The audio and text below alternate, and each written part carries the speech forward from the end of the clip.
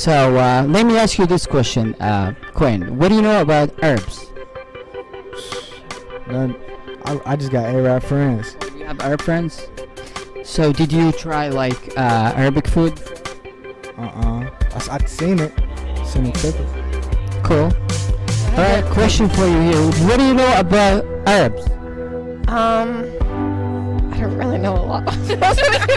just like, do you have any idea about Arab people? A little bit, not much. I don't really know much about them, really. What do you know about Arab people? I don't really. Arabs? Not really. Nothing? Like the food, the culture? Oh, that's cool. Alright, have a good day. Assalamu alaikum. My name is Chad Earl. I'm from America, from the state of Indiana. And I wanted to talk a little bit about some of my experiences living in an Arab country, in Egypt, and also about the relationship between America and the West in general and the Arab world. Unfortunately, a lot of Americans and a lot of Westerners in general don't really have a deep understanding about the Arab world. Some of them think that the Arab world is one monolithic thing, that there's something called the Arab with a capital A.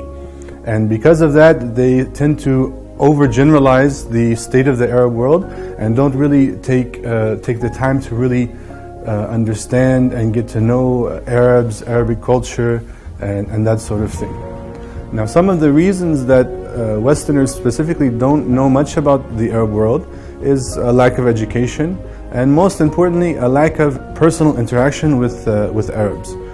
Most Americans, the vast majority, will never travel to an Arabic country, will never spend time in an Arabic country, and because of that, you find their interactions are all through second or third hand sources, what they see on the television, news media, and that sort of thing. And because of that, they can often have a either ignorant or distorted perception of what are Arabs and what is the Arabic world. I personally have lived in Egypt for over a decade, and in my town where I'm from, I'm kind of looked at as strange. Why are you going to live in Egypt? Why would you live in Egypt? And that sort of thing. And they have no understanding about what life is like in Egypt and how nice it is, how we enjoy ourselves here, and that sort of thing. So sometimes it's just a matter of perception, and those are things that we try to alleviate through our interactions with each other. We invite our friends and family to come visit, and we take them around, show them a good time, and that sort of thing.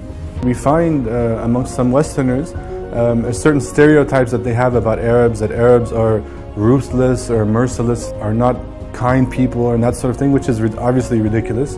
But I've seen that in quite the opposite is true in my experiences here.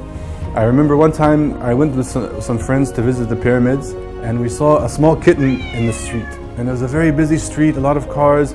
I was 100% sure that this cat was probably going to die. The cars were going so fast and it was hard for people to see, it was very small. And out of nowhere, from very far away, a man came running, full sprint, came running and grabbed the kitten and rescued it, and brought it to the side, and its mother was there on the side of the road and gave it to its mother. These are simple things, many examples like this that we see living in the Arab world and having experiences with people. We see the love and mercy and the kindness of the Arabic spirit. It's rarely shown in the West, unfortunately.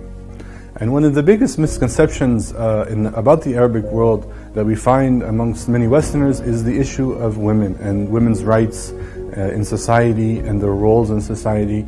And we find that the reality of the Arab world is much different than the perception of the Arabic world. We find that women in reality are leading in so many fields. Their university attendance, their performance in schools and universities is often rivals or is better than the performance of men. And they have opportunities in various fields and contribute to society on so many levels, and they're not just relegated to their homes and that sort of thing as is perceived by people in the West.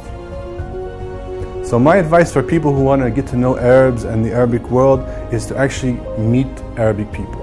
And that's possible in the West, in the Arabic communities in America and Canada and elsewhere. But more importantly, I suggest coming to the Arabic world, coming to places like Egypt and Morocco and Jordan, and seeing the Arabic people, seeing their history, seeing their food, learning their language, that sort of thing. And you'll have a good understanding about who these people are, their rich history, and understand that a lot of what you've been told is complete falsehood. So come to the Arabic world, and we're happy to have you.